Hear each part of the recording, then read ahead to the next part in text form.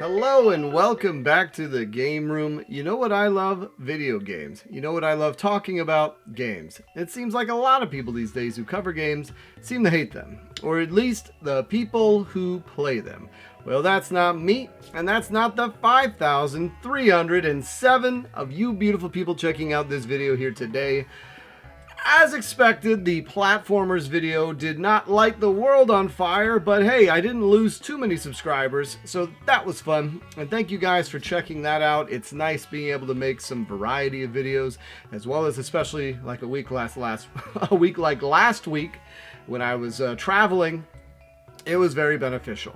Now this week, I was looking at doing games I wish I had picked up on PS4 and not Xbox One, but then I realized with the Xbox One, Xbox Series X market, all those kind of going nuts, things like the Indiana Jones game, and because I have a bunch of exclusives that are truly still exclusive to the Xbox One, why don't we do our first games you should pick up on the Xbox One video? So that's what we're going to do here today. If that sounds interesting to you, let's check it out. There's a lot of games out there, some of which you've never even heard of. That's where I come in. My name's Luke. I've been playing games since the age of 2, and I have no life. This is my game room. Alright, the first game we're going to talk about today is one that was made by Remedy. It's probably their most underrated game, and is, I think it's still stuck to just the Xbox series of consoles, and that game is Quantum Break. So what makes this game so cool is that it really marries gameplay along with movies, essentially, or cutscenes. But in these cutscenes, which star some pretty prominent actors of the time, I remember one of the big gets they had in this is the fact that the guy who plays Littlefinger from Game of Thrones was, I think, the main antagonist, the guy who played Peter Baelish. I don't know his real name. I think it's like Finkner or Finchens, Aiden something. Anyways, he's a prominent character in this, and this is a game where half of it is the cutscene movies you see that are real movies, like FMV type stuff, and then the other one is more of a cover-based shooter game, but you can manipulate time.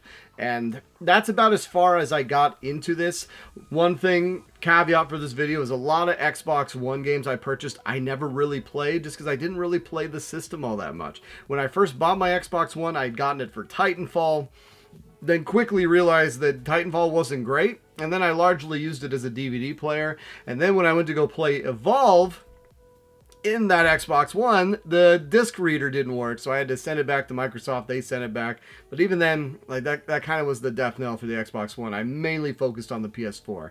But Quantum Break at the time only was a Xbox exclusive. I think it still is. Most of these games we're talking about are exclusives, and that's one that you can still find fairly reasonably. It's got a great storyline from everyone I've heard, and very cool combat, and Remedy in general just makes interesting games. You know, they may have tapered off in recent years as far as how good they are, but they always are a little bit thought-provoking. I mean, Control was fun.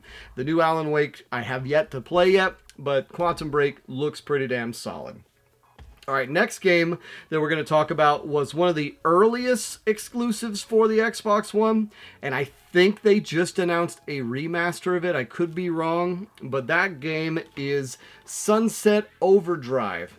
And this one, when it came out, kind of was a bunch of noise as far as the fact that it had more or less zombies that were attacking the city. The game looks like a free-roaming, punk style type thing where you're skating, grinding, shooting zombies, and the zombies were caused by some like radioactive soda pop or something like that. And it's just very over the top.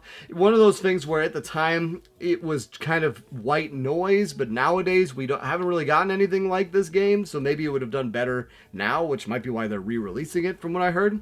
But it came out, not much fanfare, and it got down to very, very cheap. I think I bought that brand new for $5 at one point. It reminded me a lot of Infamous in some ways, because you're in a cityscape and you're kind of going around grinding, similar to how Cole would go on the lightning rails. But I don't know. It just seemed like zombies, shooter, third person, the tood didn't really appeal to me. But it was one of those things that even back then I knew I wanted to have it because there were so few damn exclusives that came out for the Xbox One. And this truly was one of the only ones that it had. So let me know, have you guys played this game? Is it worth giving a shot? Is it fun? It looks fun. It looks like a dumb fun time. Alright, this is one that came out, probably the most recent game I have, because when it came out, it was originally for the Xbox One, but by the time it finally released, it was technically a Series X game as well, though there is one fatal flaw with it, and that game is Gears Tactics. Now, I love me some tactics games whenever they take an established formula game genre and put it in tactics style. I'll always give it a shot. You know, Metal Slug Tactics, Final Fantasy Tactics, even Dynasty Warrior Tactics. I'll pick these games up, and I love Gears of War. Gears of War was probably my favorite Microsoft exclusive franchise, even more so than Halo, because I didn't buy an Xbox 360 for Halo. I bought it for Gears because I really liked Gears. It felt like I was playing as the guys from Predator.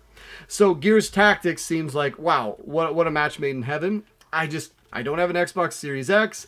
I don't play my Xbox One that much. And then I think people were coming out and saying that you need an internet connection to play it, even though it's a single player game, which is always annoying.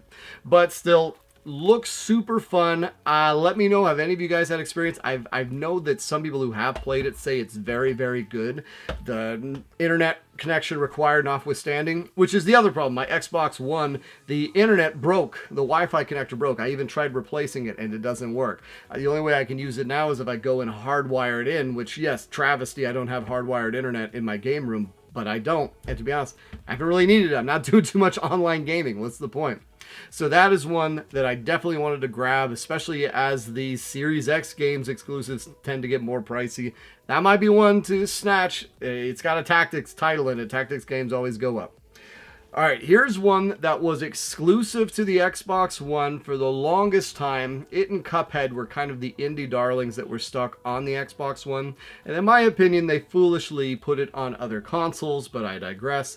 And that game is Ori and the Blind Forest Definitive Edition. This is an excellent, excellent game. It is a Metroidvania in the purest sense, but it really puts forward the spectacle as well as it respects your time. So there's not a lot of fluff in this game. One of the things I found very interesting about Ori and the Blind Forest is the fact that there is a lot of interesting movement throughout the world, as well as you do not directly attack anything. You have a little satellite that will do the attacking for you. And I really, really like that about the first Ori game. The visuals are gorgeous, the music is evocative, the story is very sobering, but also ends on a positive note. And in my opinion, it is a far superior game than the sequel, even though the sequel allegedly has some better gameplay. I think the sequel was far too influenced by Hollow Knight because it more or less took the Ori gameplay and then gave you Hollow Knight-like attacks. So they removed that whole satellite attacking on your behalf. And ironically, looking at the Hollow Knight sequel, Silksong, that just came out, it looks like it borrowed some of Ori and the Blind Forest jumping traversal type technique. So it's funny how these two games tend to marry each other's mechanics. But there's 4 really cool dungeons in Ori and the Blind Forest, and then at the end of it you kind of have to do an escape sequence, very Metroid-like, which is just a lot of fun, but it's not in the traditional sense that you would expect. You're not having a spaceship blow up, you're having maybe a tree flood with water, and then you're having to escape, and it's just really, really cool. I did a full video on this game back in 2018, I want to say, and if you're interested in my extended thoughts, check it out. But this one is a very, very good game, and it's not stuck on the Xbox One any longer, but if you want one of the best games on the Xbox One that originally was exclusive, that one is it. Alright, moving on to another Xbox One exclusive that is still there. Gears of War franchise, like I said, was one of my favorite. I bought all the Gears except for Gears of War Judgment because it did not look that good, as well as they're starting to get a little too focused on things like the Horde mode. Like, Horde mode really took off, and it was a way to get people playing it longer and having multiplayer. That's why in Gears of War 3 they introduced the other modes, and they kept introducing these cool like modes to play that weren't just the campaign. What was nice when Gears of War 4 was announced is that the original team that made it, I think it was Epic who made these games. They went off to do their own thing, making Fortnite. So there was a new developer brought in called the Coalition, owned by Microsoft. And the Coalition, more or less, they rebooted the franchise, but it kind of did some good things and some bad things. So they did not wipe away the legacy characters, thank God, because it kind of looked like they were going to. You're playing as Marcus Phoenix's son, and Marcus Phoenix still plays a prominent role in the game.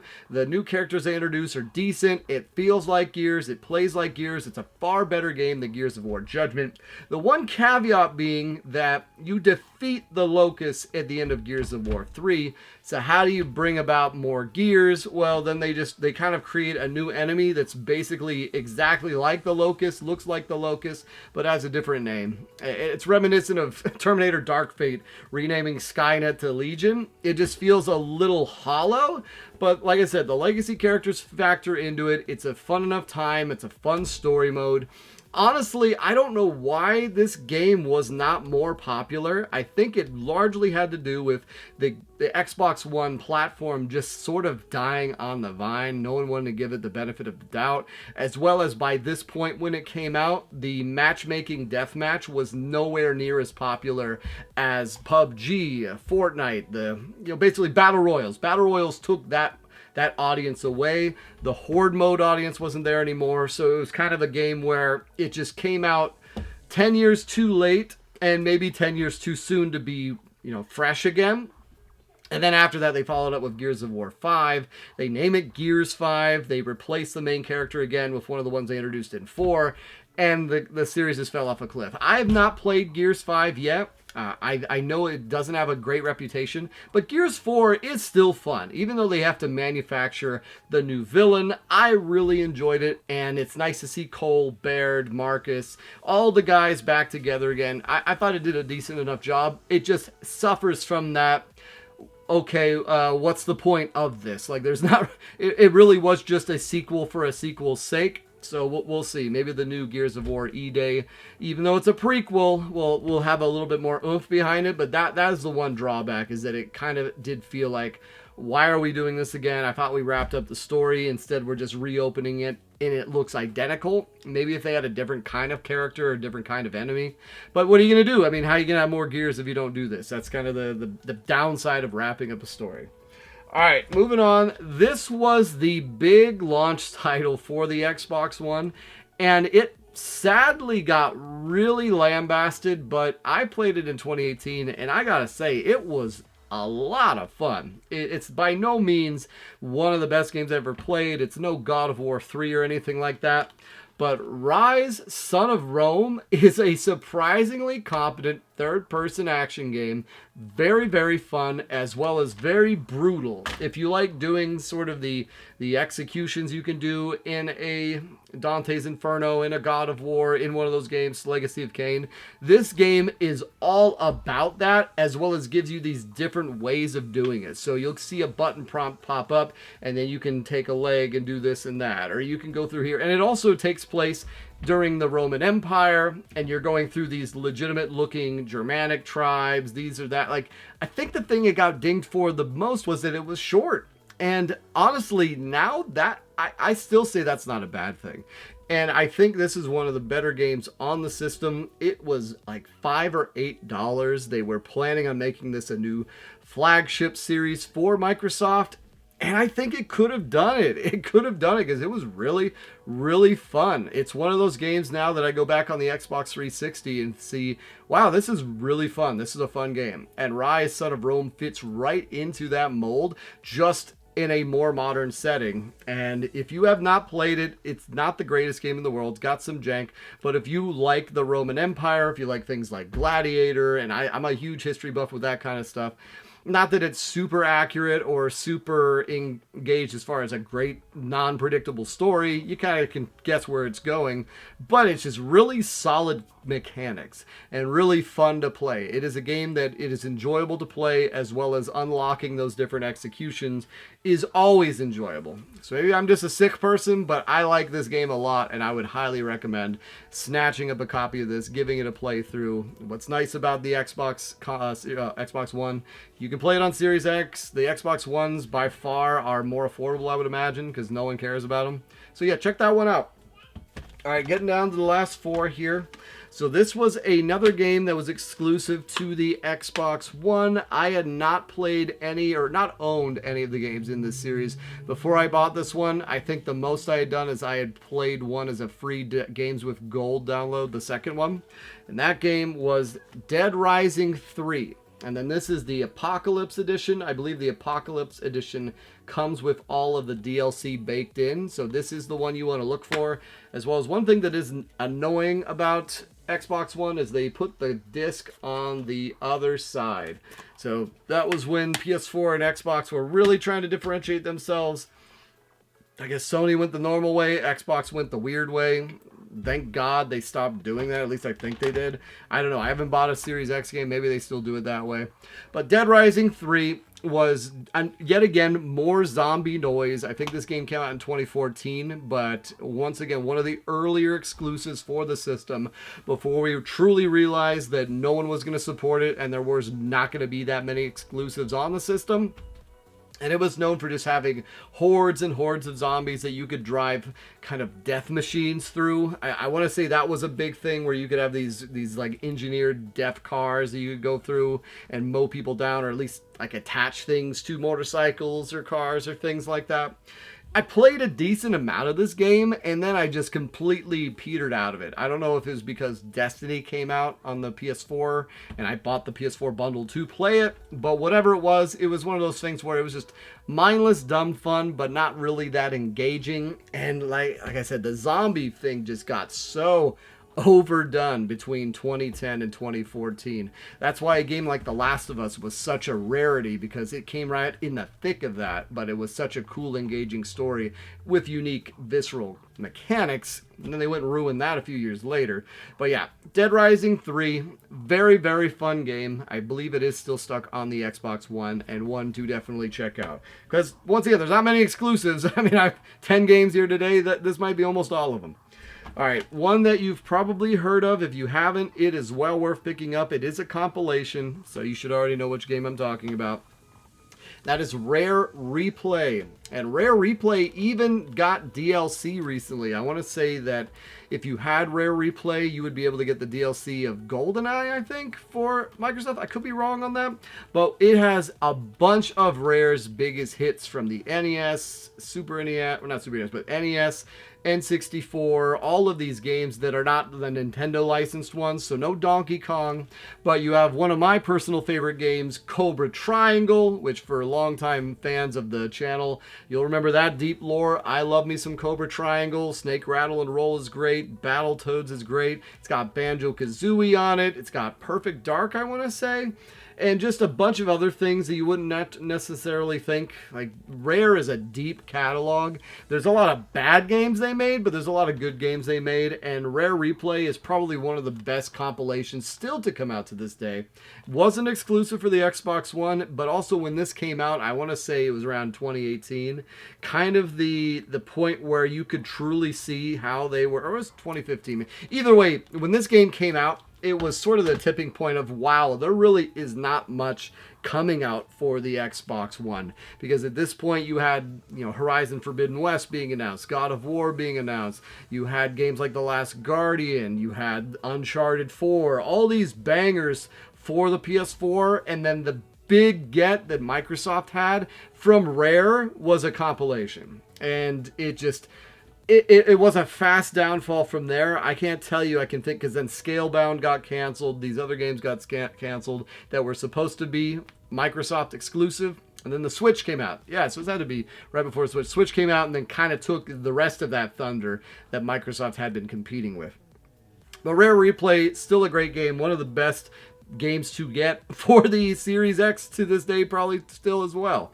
Because I love all those old games, and having them on one compilation is cool. And there's other bonuses in it too that they have, and the menus are pretty fun the way it works too. And once again, Cobra Triangle, you gotta get the missiles. You can use the Force. There's I love, look at those. Like, Cobra Triangle is incredible. It's worth the whole compilation.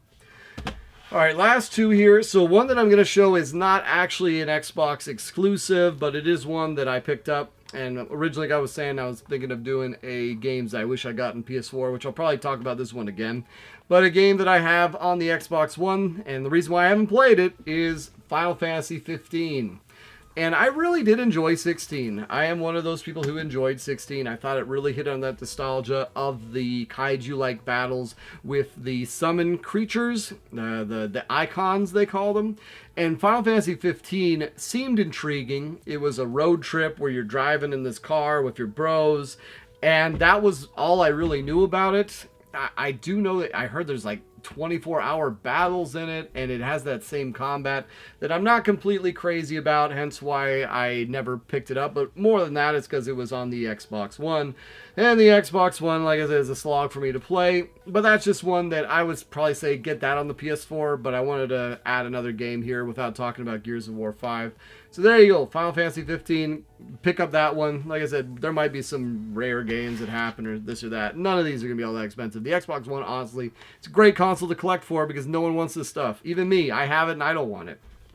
All right. Then the last game we're going to talk about today is one that I legitimately was super hyped for when they announced it for the Xbox One. It was a sequel to, I want to say, a download-only title on the Xbox 360 that then got ported to the Xbox One. And this was the sequel to that, and that is State of Decay 2. And I don't know, once again, another zombie game. See what I'm talking about? There are so many zombie games that came out in that time frame, and this just seemed like another one of them, but it had the right level of jank. It's a complete open world survival game where you pick up named characters and put them into your community, and then you can switch between them to make them your essentially your scout or your adventurer into the world, where you go and collect resources, collect health, collect food, collect things needed for the community. While you're out there, you will get attacked by zombies and you can die permanently. And it reminded me of a game that I really wanted to buy, but it was stuck on Steam, called Project Zomboid. And I don't know, I could never get around trying to play it on a computer, but then I heard about this one. Got mediocre reviews, but I loved it. I'm not talking about the first one. And then the second one was coming out, and they were doing more or less the first one again, but now adding some special zombies from what it looked like, kind of the way like Left 4 Dead would have the regular zombies, but then the named zombies like the smoker, the jockey, those type of things. So then there's this giant big guy coming after you, and it really piqued my interest. I enjoy this kind of game every so often, and so I really wanted it. I really wanted to pick it up, and I want to say I grabbed this one twice. I think I bought it off GameStop, but it came just the disc. So then I went and I bought an actual new copy of it. And I do think I still have that other copy of it. So maybe we'll do a giveaway of that someday. But that is one to definitely grab. That is a pure exclusive. Like I said, we're talking about mainly exclusives that are stuck on the Xbox One or Series X, but in the Xbox family. So grab these, get them now before somehow that system becomes collectible, which is prone to happen for those kind of systems that no one cares about. But maybe not. I could be completely wrong. But there you have it, guys. There were 10 games you need to go and buy immediately for the Xbox One. I did not imagine we'd be doing an Xbox One video, especially while I still have games to talk about on the 360. But here, let's see if we can do truly anything, because you guys have been so great supporting whatever it is I put out. So thank you all again. There's still more Switch games coming. I think I picked up another 12, 15 Switch games to cover. PS4, obviously, I got a bunch more of those to talk about. And let me know if you like the Xbox One content too, because this is one, once again, I had a busy week. It's been a crazy week. So I just wanted something that I already had a background in talking about, as well as I finally beat Gravekeeper. I spent way too much damn time on that game, but really enjoyed it. But anyways, I release a new video every Tuesday. It's been so nice getting a hold of you. Take care.